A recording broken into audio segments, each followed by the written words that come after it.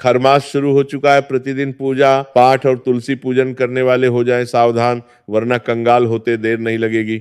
जैसा कि आप सभी जानते हैं, खरमास शुरू हो चुका है। सूर्यदेव मीन राशि में प्रवेश कर चुके हैं और इसी के साथ खरमास का यह पवित्र और विशेष महीना आरंभ हो गया है। खरमास शुरू होते ही प्रतिदिन की पूजा के नियमों में बड़ा बदलाव आ जाता है और यदि आप इन नियमों को नहीं जानते तो आपकी पूजा का फल आपको नहीं मिलता। इसका सबसे अधिक प्रभाव तुलसी पूजा पर पड़ता है, क्योंकि खरमास में मां तुलसी को अर्पित की जाने वाली वस्तुएं और पूजा विधि दोनों पूरी तरह बदल जाते हैं। यदि आप इन बदलावों को जाने बिना पुरानी विधि से पूजा करते रहे तो न केवल पूजा का फल नहीं मिलेगा बल्कि उसका दोष भी लगता है। इसीलिए यह जानकारी आपके लिए अत्यंत आवश्यक है।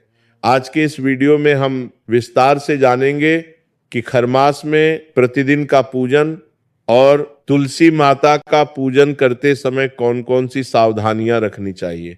इसी के साथ खरमास में रविवार के अलावा एक और ऐसा दिन है जिस दिन मां तुलसी को जल अर्पित नहीं किया जाता। अधिकांश लोगों को इस दिन की जानकारी नहीं होती और वे यह गलती कर बैठते हैं, जिसका दोष उन्हें भुगतना पड़ता है। तो इस वीडियो में खरमास से जुड़ी हर एक बात विस्तार से बताई जाएगी। वीडियो के अंत तक बने रहें ताकि कोई भी महत्वपूर्ण जानकारी छूट न जाए। तो चलिए शुरू करते हैं और सबसे पहले बात करते हैं खरमास में प्रतिदिन के पूजा पाठ के नियमों के बारे में। खरमास में प्रतिदिन पूजा पाठ के नियम। आप सभी में से अधिकांश लोग प्रतिदिन पूजा पाठ जरूर करते होंगे। फिर चाहे आप भगवान शिव की पूजा करें, लड्डू गोपाल जी की, शालिग्राम जी की या भगवान विष्णु जी की, सभी की पूजा के नियम इस खरमास में बदल जाते हैं। यदि आप बिना जाने पुरानी विधि से पूजा करते रहे तो उसका शुभ फल आपको नहीं मिलेगा। प्रतिदिन की पूजा में पंचदेव की पूजा का विधान शास्त्रों में बताया गया है। पंचदेव में गणेश जी, भगवान विष्णु, भगवान शंकर, मां पार्वती अर्थात मां दुर्गा और सूर्यदेव, ये 5 देव आते हैं। प्रतिदिन इन्हीं 5 देवों का पूजन किया जाता है। जब भी आप प्रतिदिन का पूजन करते हैं तो उसमें आह्वान करना होता है।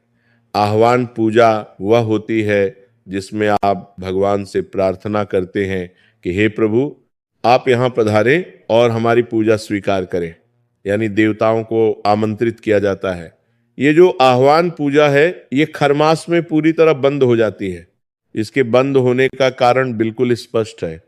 दैनिक पूजन में पंचदेवों का पूजन होता है, जिनमें सूर्यदेव भी शामिल हैं। खरमास के दौरान सूर्यदेव देवगुरु बृहस्पति की राशि मीन में गोचर कर रहे होते हैं, यानी इस समय सूर्यदेव गुरु बृहस्पति के घर में विराजमान होकर उनकी सेवा में लगे होते हैं। ऐसे में यदि आप सूर्यदेव का आह्वान करें तो वे गुरु की सेवा छोड़कर आपके यहाँ नहीं आ सकते। इसीलिए खरमास के दौरान आह्वान पूजन करना वर्जित बताया गया है। अब प्रश्न ये उठता है कि बिना आह्वान के पूजा पाठ किस प्रकार से किया जाए। तो इसका उत्तर यह है कि आह्वान न करें, बाकी पूजा विधि उसी प्रकार करें। सबसे पहले अपने पूजा मंदिर की सभी तस्वीरों और प्रतिमाओं को भाव रूप से स्नान कराएं। इसके लिए 1 लोटा जल लें, उसमें थोड़ा गंगा जल मिलाएं और एक पुष्प डालें। उसी फूल से सभी तस्वीरों पर जल के छींटे दें। फिर साफ वस्त्र से पोंछें। इसके बाद तिलक करें, पुष्प अर्पित करें, धूप दीप जलाएं, आरती करें और अंत में भोग लगाएं। यह पूजा विधि खरमास में पूर्णतः मान्य है।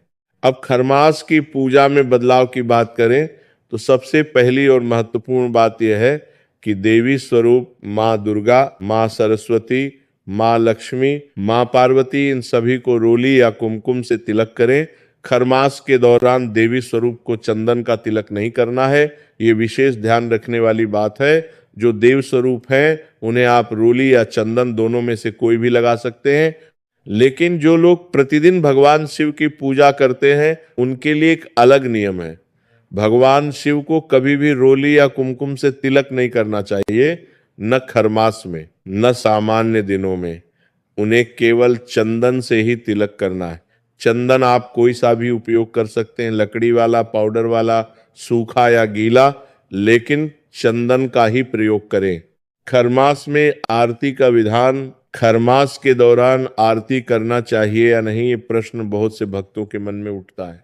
तो इसका उत्तर है हाँ, आरती करनी चाहिए और खरमास में आरती करना अत्यंत शुभ माना गया है।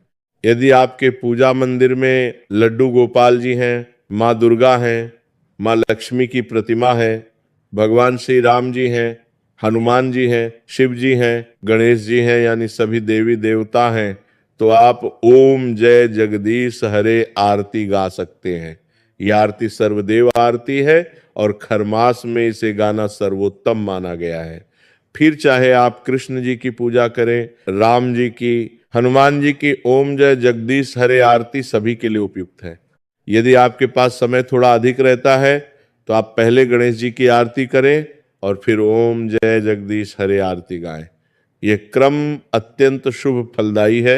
आरती आप सुबह के पूजन में भी कर सकते हैं और शाम के पूजन में भी। खरमास में कपूर की आरती करना विशेष कल्याणकारी माना गया है। कपूर जलाने से वातावरण शुद्ध होता है, नकारात्मक ऊर्जा दूर होती है और घर में सकारात्मक ऊर्जा का प्रवाह बढ़ता है।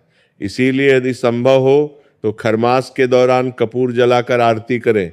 यह अत्यंत शुभ माना जाता है और इससे देवताओं का आशीर्वाद भी विशेष रूप से प्राप्त होता है। अब बात करते हैं सूर्य देव के तेज की और इस खरमास में उनका ग्रहों पर क्या प्रभाव पड़ता है, क्योंकि ये समझना बहुत जरूरी है ताकि आप खरमास के महत्व को सही रूप से जान सकें। सूर्य देव का तेज अनंत और असीमित होता है, उनके सामने बाकी सभी ग्रह निस्तेज हो जाते हैं। इसीलिए खरमास शुरू होने से पहले ही शुक्र अस्त हो जाते हैं, क्योंकि शुक्र सूर्य के बहुत निकट आ जाते हैं और सूर्य के तेज के सामने वे दिखाई नहीं देते। यही कारण है कि कहा जाता है शुक्र अस्त हो गए।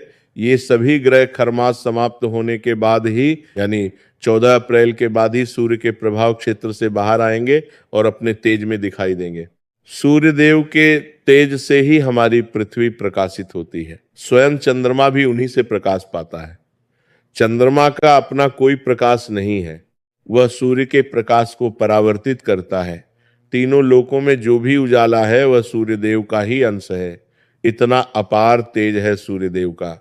देवगुरु बृहस्पति देवताओं के गुरु हैं। बिना गुरु के कोई भी कार्य सफल नहीं होता। इसीलिए खरमास में जब सूर्य देव गुरु बृहस्पति के घर यानी मीन राशि में होते हैं और गुरु की सेवा में लगे होते हैं, तब सभी ग्रहों का तेज शून्य हो जाता है। यही कारण है कि इस समय मांगलिक कार्य जैसे विवाह, गृह प्रवेश, मुंडन आदि करने की मनाही होती है। सूर्य देव की आराधना खरमास में विशेष फलदायी। खरमास का ये पूरा महीना सूर्य देव की आराधना के लिए सर्वोत्तम समय है। इस समय सूर्य देव की आराधना करने से जो फल मिलता है वो अन्य महीनों में नहीं मिलता। इसीलिए इस अवसर का भरपूर लाभ उठाएं। प्रतिदिन सूर्य देव को जल अवश्य अर्पित करें। जल अर्पण करते समय लोटे में थोड़ी सी रोली और एक लाल रंग का पुष्प या गुलाब की पंखुड़ियां डालें। इस प्रकार तैयार किए गए जल से सूर्य देव को अर्घ्य दें। यह जल देते समय सूर्य देव के मंत्रों का उच्चारण करें। ओम सूर्याय नमः या ओम घृणी सूर्याय नमः, इन मंत्रों का जाप करते हुए अर्घ्य दें। जो व्यक्ति पूरे खरमास इस प्रकार नियमित रूप से सूर्य देव को अर्घ्य देता है, उसकी कुंडली में सूर्य ग्रह यदि किसी कमजोर या अशुभ स्थान पर भी हो तो उसका फल भी उत्तम हो जाता है। सूर्य से संबंधित जो भी दोष होते हैं, जैसे पितृदोष, आंखों की समस्या, सरकारी कार्यों में अड़चन, इन सभी में भी लाभ होता है। यहाँ एक महत्वपूर्ण बात समझनी जरूरी है जो बहुत से लोगों को भ्रमित करती है। एक तरफ कहा जाता है कि खरमास में सूर्य देव का आह्वान नहीं करना चाहिए और दूसरी तरफ कहा जाता है कि सूर्य को जल दें। तो इन दोनों में क्या अंतर है? आह्वान, पूजन और जल अर्पण दो अलग अलग चीजें हैं। आह्वान का अर्थ है देवता को बुलाना, उन्हें आमंत्रित करना और फिर उनकी पूजा करना। ये खरमास में वर्जित है। लेकिन सूर्य को जल देना, उनके मंत्रों का जाप करना, उनके स्तोत्र का पाठ करना, यह आराधना है। आराधना से सूर्य का तेज बढ़ता है। जब आप किसी का तेज बढ़ा रहे हैं तो वे प्रसन्न होते हैं और अपना आशीर्वाद देते हैं। इसलिए आह्वान पूजन वर्जित है। सूर्य की आराधना नहीं, नवग्रहों में सूर्य देव राजा है। जो व्यक्ति सूर्य की आराधना करता है उसका व्यक्तित्व प्रभावशाली बनता है, उसकी वाणी में प्रभाव आता है, समाज में उसकी इज्जत और प्रतिष्ठा बढ़ती है।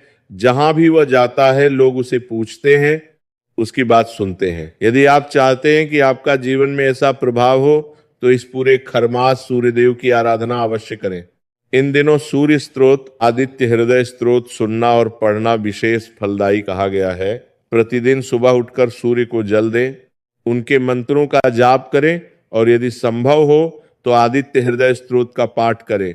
यह खरमास का पूरा महीना आपके सूर्य को बलिष्ठ करने का सबसे बड़ा अवसर है, इसे व्यर्थ न जाने दें। खरमास में तुलसी माता का पूजन क्या बदलेगा? तुलसी पूजन सनातन धर्म को मानने वाले लगभग सभी घरों में प्रतिदिन किया जाता है। तुलसी माता को विष्णु प्रिया कहा जाता है। भगवान विष्णु को तुलसी अत्यंत प्रिय है। तुलसी के घर में होने से नकारात्मक ऊर्जा दूर होती है, तुलसी के रोग दोष नष्ट होते हैं और घर में सुख समृद्धि आती है। इसीलिए तुलसी पूजन अत्यंत महत्वपूर्ण है। लेकिन खरमास एक ऐसा महीना है जिसमें तुलसी पूजन के नियम पूरी तरह बदल जाते हैं। यदि आप इन नियमों को जाने बिना पूजा करते रहे तो न केवल पूजा का फल नहीं मिलेगा बल्कि दोष भी लग सकता है। तो चलिए विस्तार से जानते हैं कि खरमास में तुलसी माता की पूजा में क्या क्या बदलाव आते हैं। खरमास की अवधि की बात करें तो ये खरमास शुरू हो चुका है और 14 अप्रैल को समाप्त होगा। जब मेष संक्रांति होगी यानी सूर्य देव मीन राशि से निकलकर मेष राशि में प्रवेश करेंगे तब खरमास समाप्त होगा। तो इन लगभग 30 दिनों में तुलसी पूजन के विशेष नियमों का पालन अवश्य करना है। पहला बड़ा बदलाव जल की मात्रा। अभी गर्मियों का मौसम शुरू हो चुका है, ऐसे में तुलसी माता को जल थोड़ी अधिक मात्रा में देना चाहिए। लेकिन इसका यह अर्थ नहीं है कि घर के सभी सदस्य एक एक लोटा जल डालते रहे। यदि ऐसा किया तो तुलसी माता की जड़ें गलने लगेंगी और पौधा खराब हो जाएगा। 1 से 2 लोटे जल पर्याप्त है, न इससे कम न इससे ज्यादा।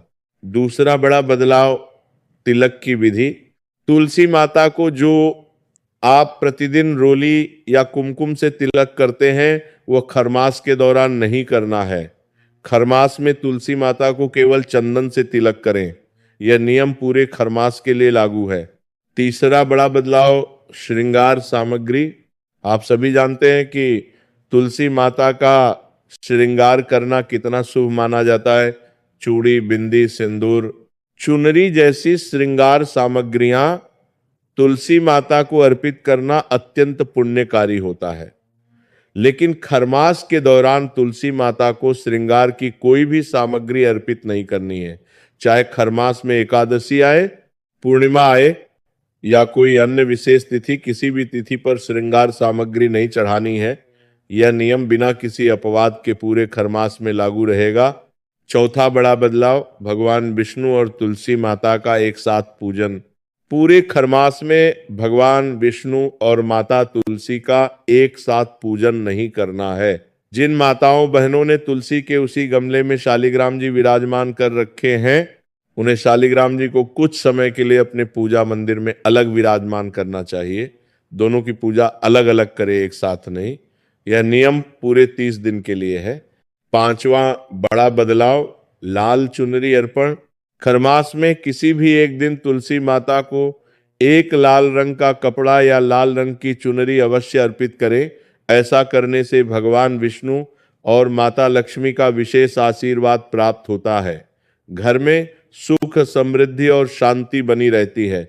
यह छोटा सा उपाय अत्यंत शक्तिशाली फल देने वाला है।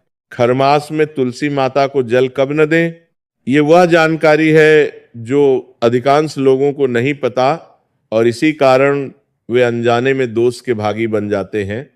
और तुलसी माता को जल देने के नियम सामान्य दिनों में भी होते हैं और खरमास में ये नियम और भी महत्वपूर्ण हो जाते हैं। पहला रविवार को तुलसी माता को जल नहीं देना चाहिए। ये नियम सामान्य दिनों में भी लागू होता है और खरमास में भी रविवार के दिन तुलसी माता को स्पर्श भी नहीं करना चाहिए। दूसरा, खरमास में मंगलवार को भी तुलसी माता को जल अर्पित करने की मनाही है। यह नियम विशेष रूप से खरमास के लिए है। सामान्य दिनों में मंगलवार को जल दिया जा सकता है, लेकिन खरमास के दौरान मंगलवार को भी जल नहीं देना है। इस बात का विशेष ध्यान रखें। तीसरा, एकादशी और द्वादशी तिथि को तुलसी जी को स्पर्श नहीं करना है और न ही तुलसी दल तोड़ना है। ऐसा करने से भयंकर दोष लगता है। एकादशी का व्रत करने वाले भक्त विशेष रूप से इस बात का ध्यान रखें। तो संक्षेप में, रविवार, मंगलवार, खरमास में, एकादशी और द्वादशी, इन सभी दिनों में तुलसी माता को जल नहीं देना और न स्पर्श करना। बाकी दिनों में जल देने के नियम सामान्य रहेंगे। तुलसी के गमले की स्थिति का भी ध्यान रखें।